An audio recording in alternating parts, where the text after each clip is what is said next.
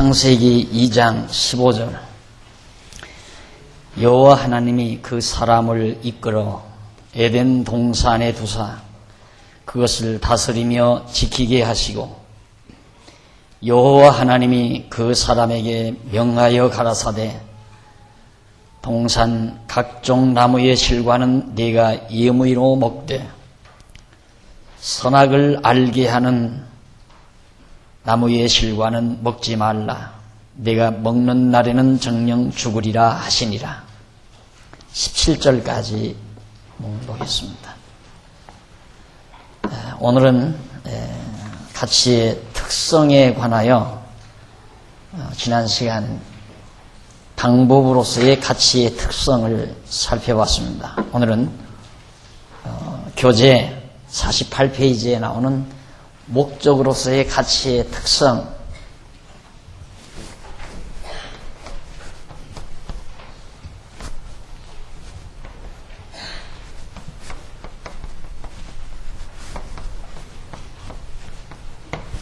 목적으로서의 가치의 특성은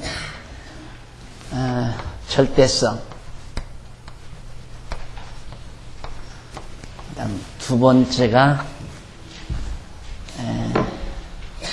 영원성, 그리고 거룩성.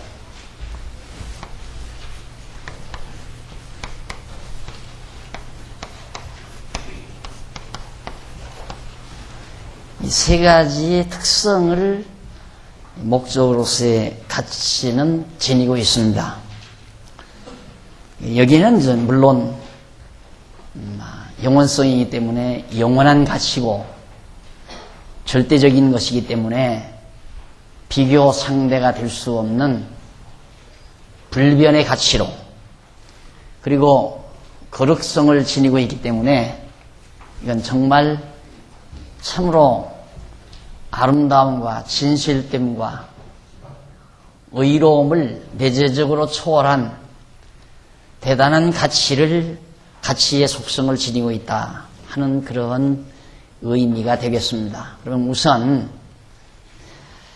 바로 이 절대성이란 도대체 뭔가, 절대적인 가치의 속성, 즉 목적으로서의 가치는 절대적 속성을 지니고 있는데 이 절대성이란 도대체 뭔가, 대부분 이 절대성을 상대성에 대한 반대 개념으로 일반 철학에서는 그렇게 이해를 합니다. 그러니까 여러분들이 제 글을 이해할 때 그냥 국어 사전을 통해서 그 단어 개념을 이해하시면 제 글을 납득하기가 힘든, 도저히 납득이 안 되는 그런 글이 됩니다. 그래서 먼저 제가 말하는 이 절대성이란 뭘 뜻하는가를 정리를 하셔야 과연 우리가 지니고 살아갈 가치가 얼마나 좋고 대단한 것인가를 판별할 수 있는 판별력이 생길 수 있습니다. 그래서 일반 철학에서 말하는 절대와 이 절대성, 철학이죠, 철학. 그 다음 이제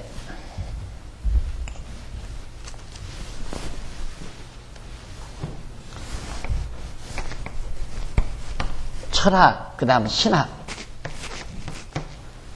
철학에서 말하는 절대성에 대한 개념과 신학에서 말하는 절대성에 대한 개념을 정리를 하셔야 할 줄 압니다. 아까 말씀드린 대로 철학에서는 상대성에 대한 반대 개념, 그러니까 너도 나도 아닌 제3의 것, 그러니까 내 말도 옳고 내 말도 옳은 것이 아니라 너와 나와 관계없이 절대적으로 너와 내가 거기에 완전히 승복할 수밖에 없는 개념, 그걸 절대성이라고 그래요. 그러니까 그게 이제 인간 사회에서 얼마든지 우리 인간 사회에서 만들어질 수가 있는 거죠. 그러면 예를 들어서 도둑질하지 말라.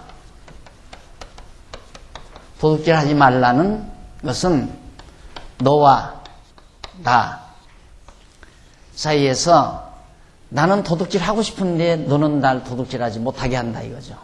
또 반대로 너는 내 걸 도둑질하고 싶은데 너는 내 걸 도둑질하지 못하게 한다 이거죠. 이건 상대적인 거예요. 이럴 때에는.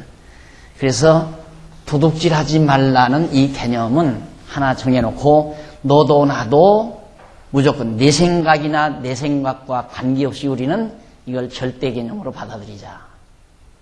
이런 의미에서 이제 절대성이라는 용어를 씁니다. 대부분. 그건 절대적인 거야. 그러니까 내 의견도 아니고 내 의견도 아니고 그건 너와 나와 관계없이 네가 내가 다 승복해야 하는 절대적인 속성을 가지고 있는 거야 하는 그런 절대성, 그런 의미에서 이제 절대라고 하는 말을 사용을 합니다. 그런데 이제 지금에 와서는 절대란 존재하지 않는다. 이게 절대적인 걸 인정하다 보면 변할 수가 없거든요. 변하면 안 되거든요.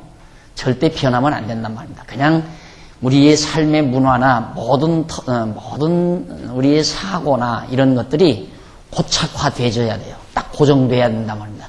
절대적인 거니까 변하면 안 되잖아요. 그런데 우리는 늘 개혁을 바라고 개혁을 기대하고 변화를 기대한단 말입니다. 그러니까 절대라고 하는 걸 이 절대 개념을 인정하면 안 되죠. 그래서 어디까지나 우리에게는 상대적인 것만, 너와 나와의 이 상대적인 것만 존재한다. 절대적인 건 우리 인정하지 않는다. 이것이 이제 현대사상입니다. 그래서 끝없이 너와 나와 합의만 하면 얼마든지 현실을 고쳐나갈 수 있다. 그 말이에요. 끝없이. 그러니까 예를 들면 분명히 잔발잔이 금잔으로 도둑질에 가잖아요. 도둑질에 갔어요. 그냥 그 신부가 잔발잔에게 배고프니까 이제 먹을 걸 줬단 말입니다. 데려다가. 그런데 보니까 금잔이 있거든요. 그 밥 한 끼 그냥 빵 한 쪼가리 한 끼를 때우는 건 문제가 아니지만 내일부터 다음 시간부터 또 배고프고 춥고 그럴 건데 어떻게 해요? 이 금잔을 보니까 저거 갖다 팔면 한동안 먹고 살겠다는 생각에서 금잔을 훔쳐가지고 가다가 경찰한테 걸린 거예요. 근데 경찰한테 걸렸는데 분명히 도둑질을 했는데 경찰이 데리고 가서 신부한테 데리고 가니까 이 잔발잔이 신부님 이거 저한테 준 거 아니십니까? 주지 않았습니까? 라고 하니까 내가 줬지. 그러니까 그냥 도둑질이 안 된 거예요. 이게 둘이 합의만 되면 도둑질이 형성이, 도둑질 했다고 하는 이것이 죄가 되지 않는, 실제는 도둑질 했는데 도둑질이 성립이 안 되는. 그래서 우리가 살고 있는 이 사회는 합의에 달려 있어요. 서로가 합의만 하면 뭐든지 다 뜯어고칠 수 있단 말입니다. 뭐든지. 그래서 이제 정치도 여야가 합의를 해야 한다. 여야 합의를 해라. 그러는데 또 합의하고 싶어 하지, 합의하기가 싫잖아요. 한쪽 힘센 쪽에서 밀어붙이려고 하는 거지. 그러다 보니까 또 뒤집어지고 엎으러지고. 이게 합의가 될 수가 없는 거거든요. 서로가 이권이 달린 문제라 이권이 도사리고 있는 문제는 힘이 있으면 밀어붙이게 돼 있어요. 전쟁도 합의하에서 해야 되잖아요. 이라크하고 미국하고 야 전쟁 하자. 안 하겠다고 그러는 그러면 전쟁 하지 말아야 한다 이 말이죠. 그래야 그게 민주사회인데 힘이 있으니까 저쪽에는 하기 싫다는데 까불 좀 하고 빵 시작하니까 전쟁이 일어나잖아요. 그러니까 이론이지 이 개인주의 사회라는 게 완전히 이론이지 어차피 힘이 이기는 세상이에요. 힘이 이기는 세상. 힘작하면 죽는 세상이 개인주의 사회란 말입니다. 이론은 언제하죠. 둘이 합의하에 하면 되지 않느냐. 합의가 되느냐 이 말이 안 되죠. 이권이 달려있는데 합의가 돼요? 안 되죠. 합의라고 하는 건 누가 하나 양보하면 누구 하나가 손해가 보고 누구 하나는 이득을 봐요. 이득이 되느냐 손해가 되느냐는 문제로 합의를 보라는 건 그건 이론이지 꿈속에서나 있는 일이지 불가능한 얘기란 말입니다. 이런 엉터리 같은 이론을 오늘날 우리 인간 사회에다 번거지 씹어놓고 살라고 하니까 생각하며 살려면 괴롭죠. 그냥 배고프면 먹고 피곤하면 잠자고 그냥 짐승처럼 살다 죽어야 편안하지 생각을 할 수가 없다 이 말이에요. 생각하며 사는 세상이 될 수가 없다 이 말이에요. 어떻게 생각을 해요? 뻔한 다 드러나는데. 내가 천하 없어도 아무리 바빠도 그 시사 토론 시간은 대부분 내가 보는 시간 봅니다. 대부분 보는데 다 이거예요. 막 가만히 속 들여다보는 거예요. 원칙은 둘이 합의하에. 이게 원칙이에요. 이게 기대하지 말아요. 앞으로 정치도. 다 이 상태에서, 이 과정에서 풀이를, 모순을 안고 출발하는데 모순 사회가 이루어지지요. 그렇지 않겠어요? 어떻게 합의가 돼요? 그러니까 절대를 인정하지 않는 사회. 그게 절대 진리가 없다. 아까 오전 시간에도 말씀드렸지만 우리가 사는 세상은 절대적인 진리가 없다. 포기해버린 거예요. 이게 뭐냐 이거예요. 이거 뭐 절대라고 하는 게 뭐냐. 우리 좋으면 됐지. 너와 나 좋으면 됐지. 우리 말고 무슨 객관적인 어떤 존재가 있느냐. 이래서 이제 절대성을 부정하다 보니까 너와 나와의 상대적인 갈등만 초래하는 것이 오늘 우리 사회란 말입니다. 그러니 우리가 여기서 우리가 목적으로서의 가치 특성 중에 절대성을 지니고 있다고 하는 이것을 우리가 공감할 수 있다는 것은 모든 문제 해결의 원점을 지니고 있다는 얘기예요. 이게 있기 때문에 우리는 살맛이 나는 거예요. 절대성이라는 게 있기 때문에. 그래서 우리가 말하는 절대성은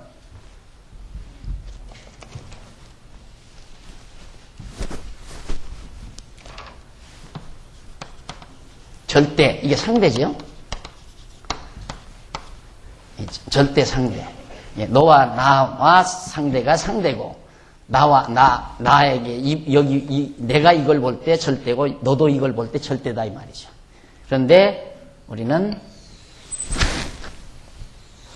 이 모두를 초월한, 내재적으로 초월한 절대성. 그러니까 이 절대성이란 상대도 또 인간 사회에서의 절대 개념도 내재하면서 초월한 개념. 그러니까 이건 다 담고 있는 거란 말이에요. 완전히 이 절대성이라고 하는 개념 속에 다 용해될 수 있는, 전부가 다 용해시켜버릴 수 있는 그런 개념의 절대성. 이게 이제 신적 절대성. 신적인 절대. 그러니까 우리 인간 사회를 내재적으로 초월하는 하나님의 속성, 절대성이라 이 말이죠. 이런 절대성을 우리가 인정하지 않는 신존재를 부정하는 거니까. 신의 존재를, 하나님의 존재를 인정하고 하나님의 존재를 믿는 우리로서는 절대 개념이라는 건 필수적인 거란 말입니다. 이거 없이는 문제 해결이 안 되는데 모든 문제의 해답을 얻을 수가 없다 이 말이에요. 그래서 이 우리가 말하는 절대성은 바로 이걸 말하는 거고, 철학은 이걸 말하는 거고, 이걸 말하는 거고. 다른 거예요. 전혀 그 속성 자체가 다르다. 같은 절대성이라는 용어를 쓰지만. 그래서 우리가 가지고 살아가는 목적으로서의 가치, 이 가치의 특성은 이런 절대성을 지니고 있기 때문에 우리 상대 세계, 또 인간 세계에서의 어떤 절대, 이건 이제 부정하고 있는 거니까 현대로서는 설령 과거에 이 절대 개념을 인정했다 하더라도 이 모든 것들을 내재적으로 초월한 대단히 정말 우월한 존재의 가치, 우월한 가치, 정말로 우월한 가치의 특성을 지니고 있는 그런 목적으로서의 가치를 우리는 지니고 사는 거다. 그 말이에요. 이 가치가 없이는 우리의 삶은 흔들리게 되고, 우리의 삶이 흔들린다는 것은 우리의 생각이 흔들린다는 얘기고, 우리의 생각이 흔들린다는 것은 우리의 사고력의 비작이라 이 말이죠. 내 사고력 속에 뭔가가 정리가 안 됐기 때문에 마음이 흔들리게 되고, 흔들리는 마음 때문에 행동이 흔들려 버린다. 그러면 거기서 그걸 바로 흔들리는 삶을 가리켜서 방황한다고 그러잖아요. 방황, 혼란, 방황. 이게 올 수밖에 없는 거예요. 살라고 하면 내가 왜 살았나 하는 갈등, 허탈함, 이런 것들이 시시각각 나에게 밀려오는 이유는 내 마음에 정함이 없다 이 말이죠. 마음에 정함이 없다는 것은 생각의 정리, 이 사고의 정리가 되지지 않았다는 얘기고, 사고의 정리가 되지지 않았다는 말은 진리를 내가 간직하지 않고 있기 때문이다 라는 결론에 도달하게 됩니다. 그래서 우리가 이 가치론을 정립한다고 하는 것은 나를 정립하는 거예요.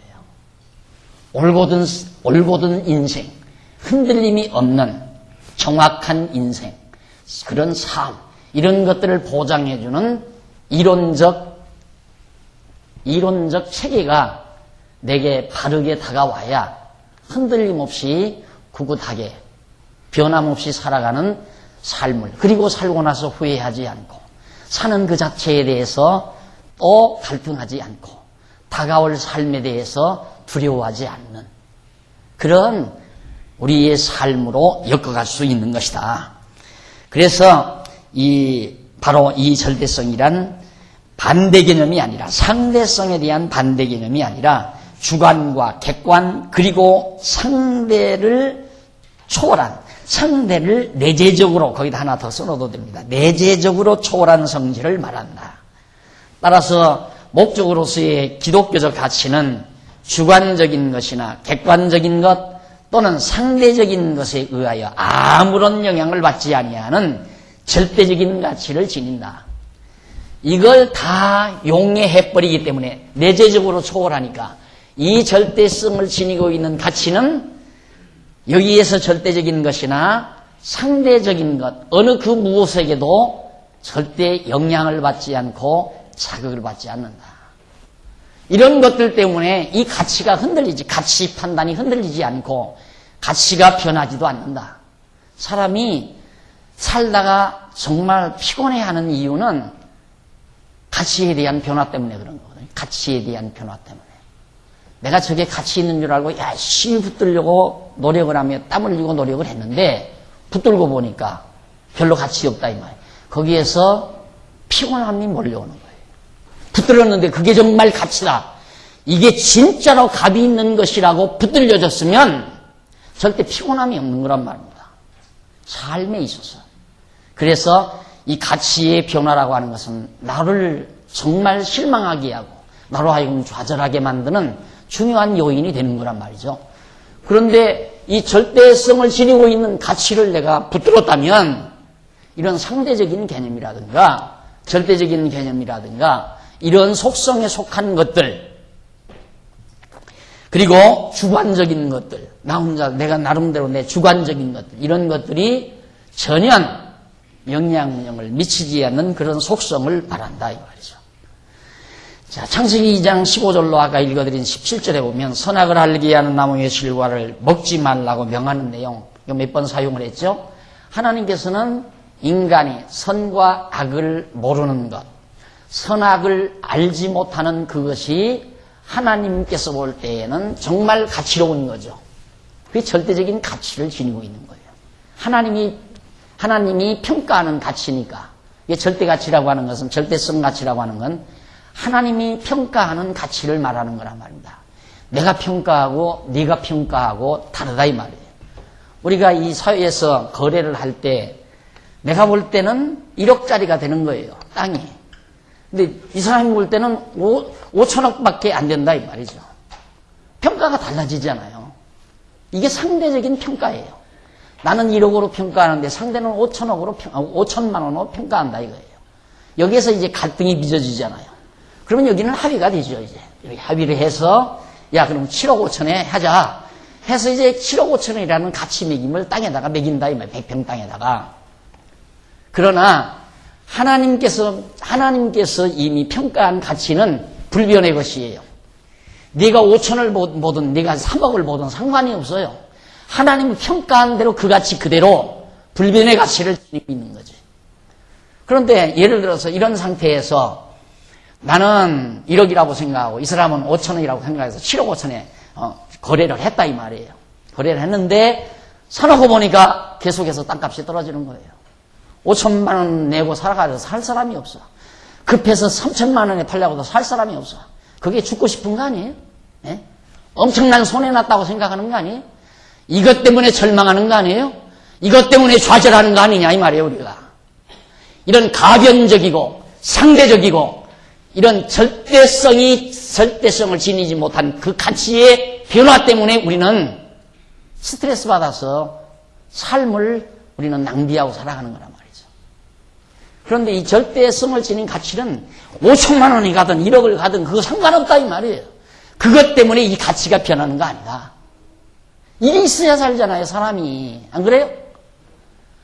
주식 1억짜리 투자해놓고 아침마다 웃었다가 아침마다 슬펐다가 간이 올라붙었다 떨어져 붙었다 이러니까 얼굴이 시커멓게 다 타오르잖아요. 간이 녹아내리니까. 그런 게 가치 변화 때문에 사람이 죽고 사는 거거든요. 요즘 병원에 환자들 많잖아요. 주가가 팍 떨어져 버리니까. 예? 그래서 이제 병원 또 먹고 사는 거고. 옛날 부모가 아들 둘 다 가지고 있는, 집신장사, 남학신장사 데리고 있는 부모가 비 오는 날도 울고, 날 좋은 날도 울고, 반대로 또, 날 좋은 날도 웃고, 비 오는 날도 웃고. 그런데 문제는 웃는 것보다 울음이 웃음을 제압을 하죠. 인간의 속성은. 그러니까, 집신 잘 팔리는 아들 생각보다는 남학신 안 팔리는 아들이 생각이 나서 엄마는 괴로운 거예요. 그러니까 비 오면 남학신 잘 팔려서 좋고 날 좋으면 집신 잘 팔려서 좋다. 이게 세상 사람 다 그런 거란 말입니다. 주가 떨어지면 또 먹고 사는 의사들 있잖아요. 병원. 환자들이 막 몰려드니까. 전쟁 일어나도 또 먹고 사는 사람 있고 누가 무기 팔아서 먹는 사람들 신바람 나잖아요. 주가 팍팍 올라가잖아요. 어디 지구상에서 전쟁 하나 일어났다 하면 주가가 팍 솟는다 이 말이에요. 그런 가치에 매여서 우리가 살아서 되게 되냐 이 말이에요. 우리가 사람인데 우리가 짐승이 아니고 인간인데 사람이 그런 가치에 매여서 떨어졌다 올라갔다 하면 살아서 되겠느냐 그 말이에요. 예수를 믿는다는 건 그렇지 않은 인간, 절대성을 지니고 있는 가치에 의해서 주대 있게 살아가는 삶의 모습이 바로 신앙인의 자태라 이 말이에요. 하나님께서는 분명히 선악을 아는 거 싫어해요. 절대가치예요. 절대가치. 그러나 인간으로서는 먹으면 좋다고 생각하는 거예요. 저걸 먹으면 왜 마귀가 와서 나한테 저거 먹으면 또 하나님과 같이 된다. 하나님과 같이 되는 것이 자기가 볼 때는 좋다라고 더 가치 있다고 생각하는 거죠. 그런데 따지고 보니까 이건 자기가 잘못 판단해. 가치 매김을 잘못한 거예요. 나중에 알고 보니까 정말 하나님의 뜻대로 선악을 알지 못하고 사는 것처럼 인간에게 가장 가치로운 건 없는 거라 이 말이죠. 그래서 우리가 우리 안에서 가치를 찾으면 안 돼요.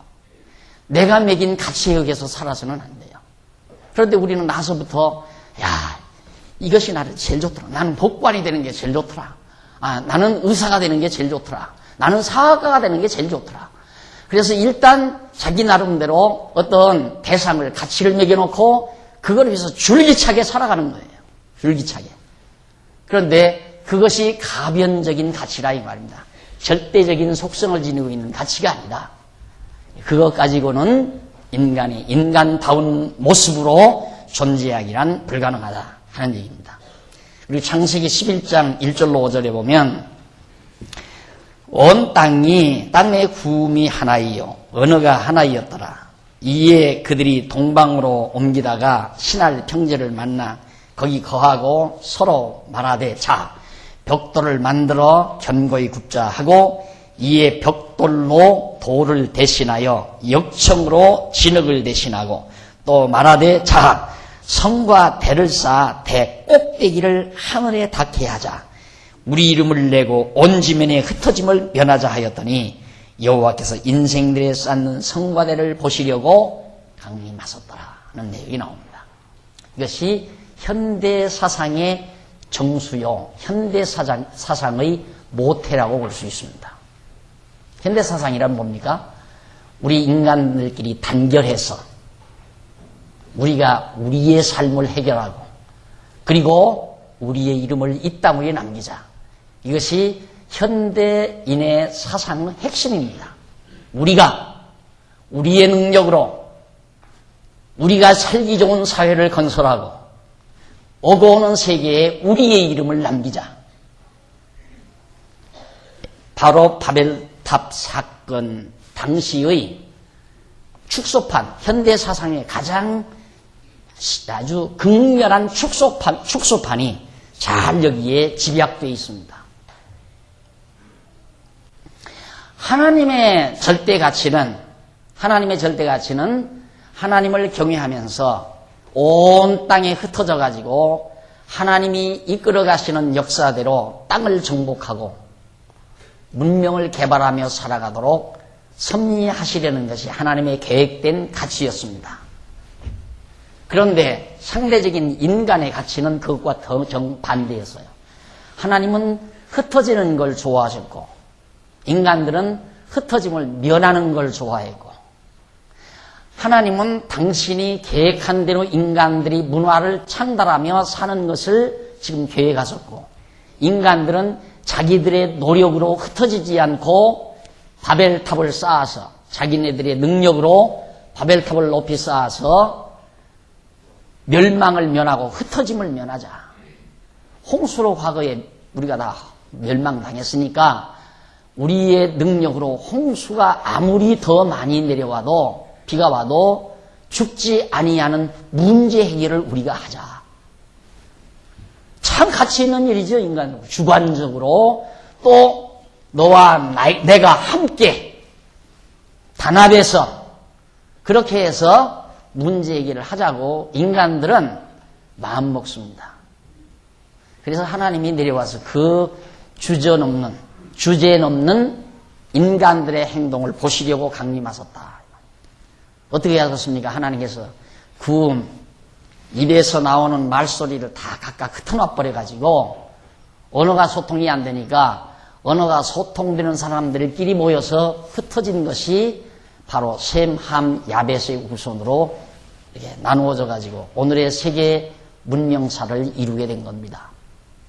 그러니까 하나님이 정하는 가치대로 될 수밖에 없는 거예요. 하나님이 정하신 가치대로. 왜? 이 가치는 변함이 없는 거기 때문에 절대적인 거니까 변하지 않잖아요. 어차피 하나님이 좋다고 인정해서 가치 있다고 인정해서 정해놓은 뜻대로 세상 만사가 되어져 가게끔 돼 있다 이 말이에요. 그건 변함이 없으니까.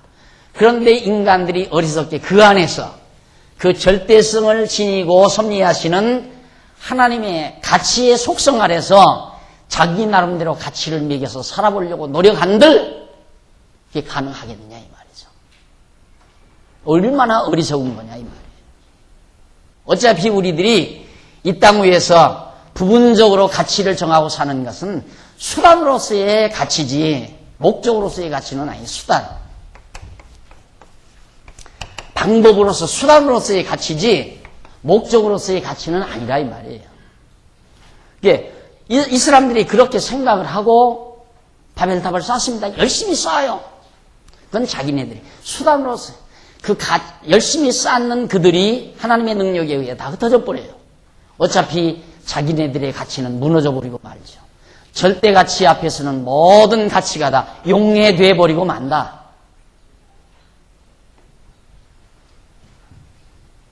따라서 우리는 이렇게 생각합니다. 절대 가치만을 위해서 살면 이 땅에 상대적 가치가 있는 무슨 뭐 성공이라든가 부자가 되는 것이라든가 명예를 얻는 것이라든가 이런 거 다 필요 없지 않느냐.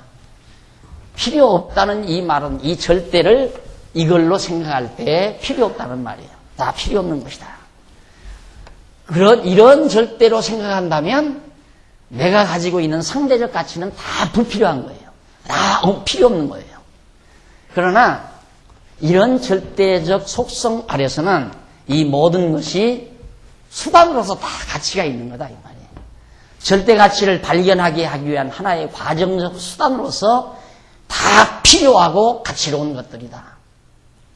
그래서 이 땅 위에 우리들이 살아가는 과거 인간들이 아담이 선악을 알게 하는 과일을 따먹고 에덴 동산에서 쫓겨난 일도 다 가치로운 일이고, 또 노아 당시에 어리석은 인간들이 바벨탑을 쌓아서 정말 죽음을 면하고 함께 살려고 했던 그들의 시도도 무가치한 것이 아니라 다 수단으로서 가치가 있었던 것이다 이 말이죠. 그러나 목적으로서의 절대적 가치 앞에는 다 용해돼서 승화돼 버리고 만다. 그래서 우리가 절대의 가치를 인정하고 사는 것처럼 당당한 삶이 없다 하는 얘기예요. 자, 그 다음 이제 창세기 13장 8절로 9절에 보면 네가 좌하면 나는 우하고 네가 우하면 나는 좌하리라.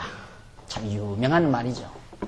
아브라함이 하나님의 부름을 받고 가나안 땅에 정착할 무렵이었습니다.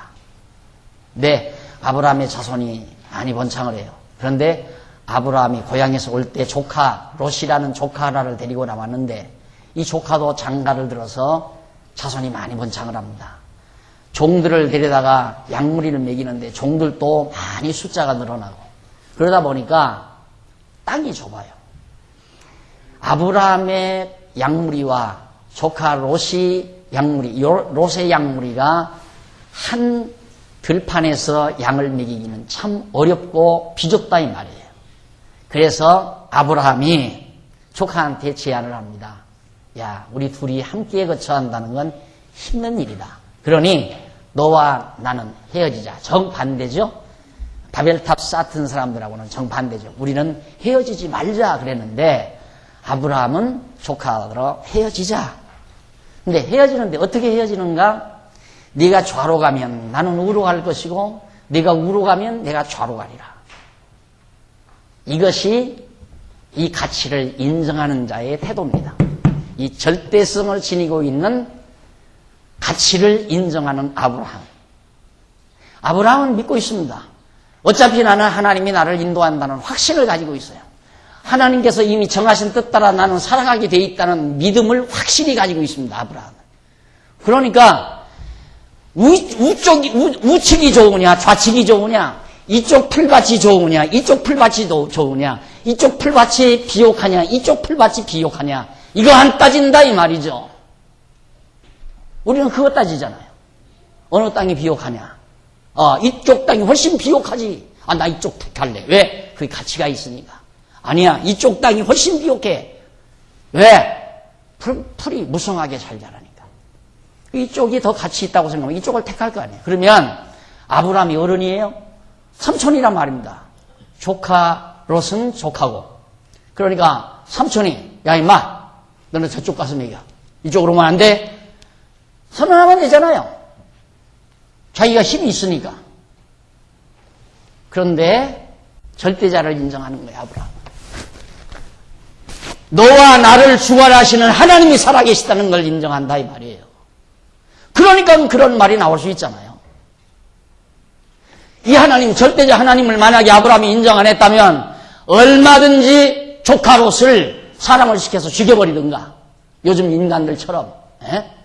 내게 불리하다고 하면 무기를 가지고 와서 박살을 내버리든가. 안 그러면 멀리 내쫓아버리든가. 힘 있는 자가 얼마든지 할 수 있다 이거예요. 그런데 아브라함은 절대자 하나님을 인정을 해요. 하나님이 평가하신 절대 가치를 인정한다 이 말이죠. 그러니까 그럼 땅이 비옥하냐 안 비옥하냐 이런 상대적 가치에 나는 매이지 않는다. 너 마음대로 해라 이 말이에요. 네가 우측을 택하든 좌측을 택하든. 이렇게 안 하면야 문제 해결이 안 되잖아요. 자, 우리 성도들끼리 문제가 붙었다 하십시다. 자, 저기 지금 땅을 나눠줬는데 채소를 심으라고 다 땅을 지금 다 지역별로 나눠줬잖아요.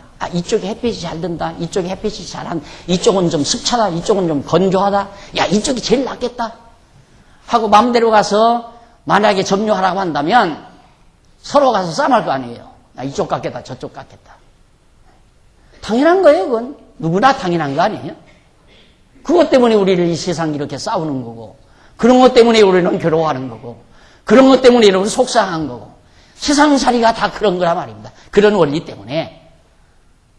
그러나, 살아계신 절대자 하나님 한 분 인정하고 나니까, 그 하나님 나 과거도 살게 하셨고, 지금도 하나님이 나를 인도하고 계시고, 앞으로도 하나님이 나를 인도해 갈 것인데, 그게 믿어지는 아브라함으로서는 네 마음대로 하라 이거예요. 네 마음대로.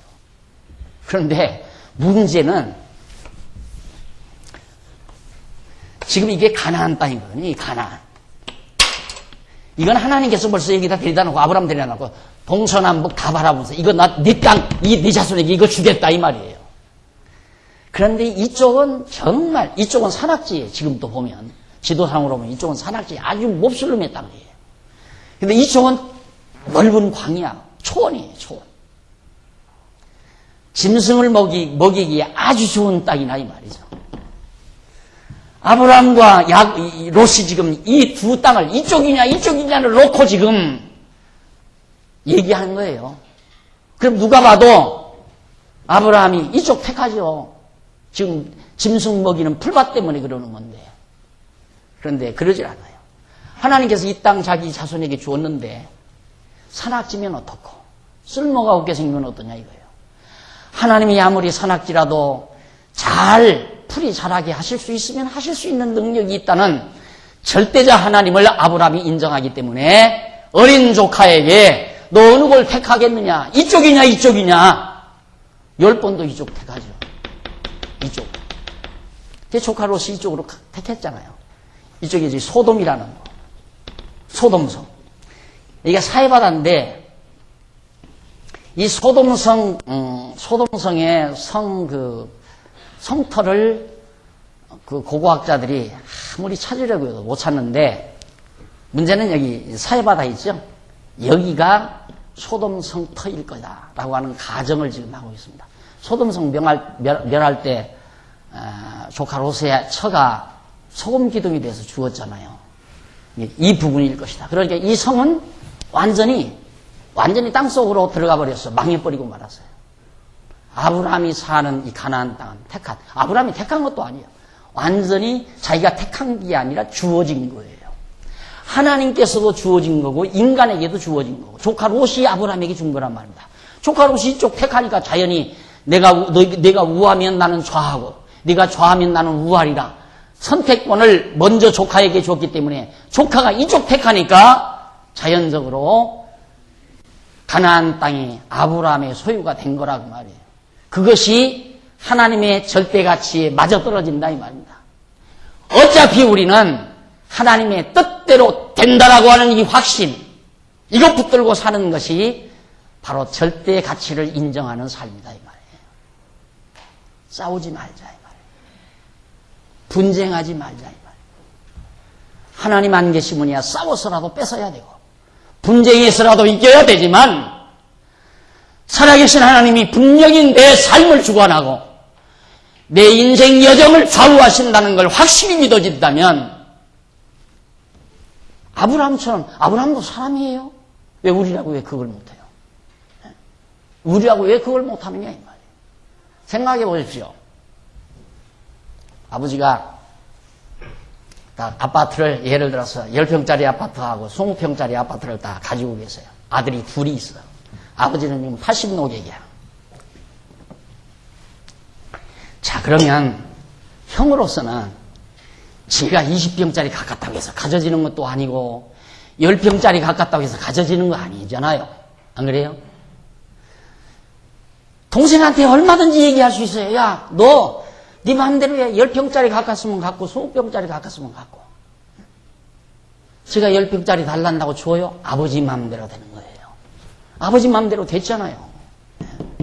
가나안 땅 아브라함에게 돌아왔다 그 말이에요. 내 나름대로 가치 정해놓고 기어코 달성하려고 하지 말자 이 말이죠. 이것이 절대성을 지니고 있는 가치를 거머쥐고 당당하게 사는 그리스도인의 자태란 말입니다. 그러기 전에야 어떻게 패배감에 울고 절망하고 그렇게 안 살 수가 있어요. 에? 그렇게 살 수밖에 없잖아요, 우리는. 여기에 얽매여 산다면. 이 좁으라운 공간 속에서 오기작되고 살아간다면 우리도 좌절하고 절망하고 슬퍼하고 괴로워하고 그러면 살 수밖에 없는 게 우리 인간의 모습이에요. 벗어나야 돼요.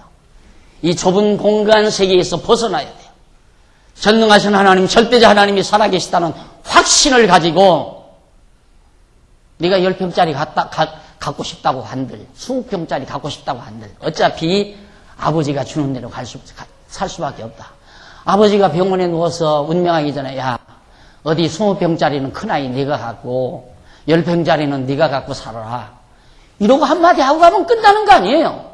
왜 그것 가지고 동생하고 싸우느냐 이 말이에요. 에? 그것 가지고 무엇 때문에 다투느냐 이 말이야. 하나님이 살아계시다는 것 인정한다. 아버지가 마음대로 주관한다는 거 안다면. 이것이 바로 오늘 제가 강의하는 이 목적으로서의 가치, 불변의 가치, 절대 가치, 이것에 대한 바로 핵심의 내용입니다. 우리들이 이러한 목적관, 이런 가치관을 우리가 가지고 살아간다면 우리는 마음의 평정을 잃어버리지 않을 수 있습니다. 좌절과 절망을 경험하지 않을 수 있습니다. 그리고 당당하게 편안하게 하나님께서 내 영혼 부르는 날까지 승리하며 살 수 있습니다. 기도하십시다. 자비하신 아버지 하나님, 은혜와 사랑을 감사합니다. 오늘 이 나른한 오후 하나님께서 그래도 진리의 말씀을 사모하는 마음을 사랑하는 우리 권속들에게 주셔서 이 시간 다시 한번 절대성을 지니고 있는 목적으로서의 가치에 대해서 저희들이 담소를 하고 하나님의 귀한 말씀을 다시 한번 상고했습니다. 간절히 소원합니다. 우리 절대성을 지니고 있는 목적으로서의 가치를 지니고 모든 것을 용해하며 당당하게 살기를 소원합니다. 지혜를 주시고 총명을 주셔서 흔들리지 않게 해주시옵소서. 예수님 이름으로 기도드립니다. 아멘.